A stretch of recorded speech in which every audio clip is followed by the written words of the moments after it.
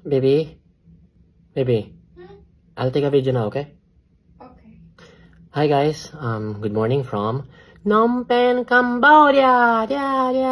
Cool! Team! Anyway, guys, good morning. Straight from Cambodia. Straight to the point na ako, meron akong chismis na sagap mula sa Estados Unidos na nakuha ko mula sa katrabaho nung anak ng pinsan nung nanay ni Jokoy. So, according sa ating nasagap, semi-confirmed to, no?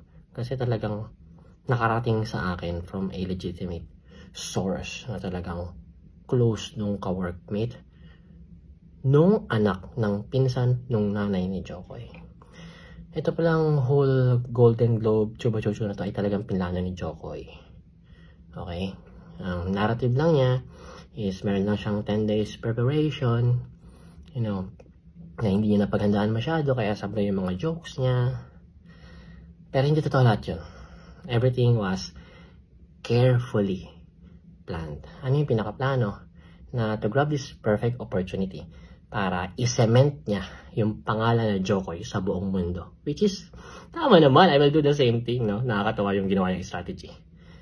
So, binanatan niya yung mga super big stars kagaya ni Robert De Niro, ni Taylor Swift. Kasi it's a way somehow, no? Kahit pa it's a way of cloud chasing. Pero on a different gargantuan level na global talaga ang sakop. Tama nga naman, after niya banatan ng joke si Taylor Swift, di ba? Ano nangyari? Putik pa na yung news headline all over the world kahit hindi mo na maintindihan yung salita. China, Korea, Japan, India, Russian, Europe, napakarami ng mga lingwahe, Amerika, buong mundo, headline, Jokoy, binanatan si Taylor Swift na hindi magandang biro. Ito nga naman nangyari. Sino nakinabang? Sa pangyaring yon, sino ba? Siya!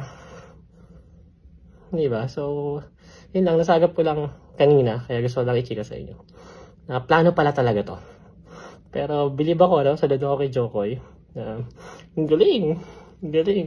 Kumbaga, bilang isang cloud chaser na kagaya ko, ibang level to. Ito yung tinatawag namin mga lodi. Ito yung mga sasaluduhan talaga namin pagdating sa cloud chasing. Perfect execution. Perfect strategy. Perfect, marketing. Minarket niya na mabuti yung sarili niya. By ping. By throwing a joke kay Taylor Swift. So, planado lahat to. Yung pinapalabas niya na parang inosente siya na, sorry na hindi nagland masyado na maganda yung mga joke ko dahil 10 days lang yung preparation ko. Diyos lang lahat yun. Bye! Mars! Ano na chika natin dyan? Baby, I'm done. Let's sleep. Say hi. Hi. Love you. You love? What? You know that? I love you. I love you.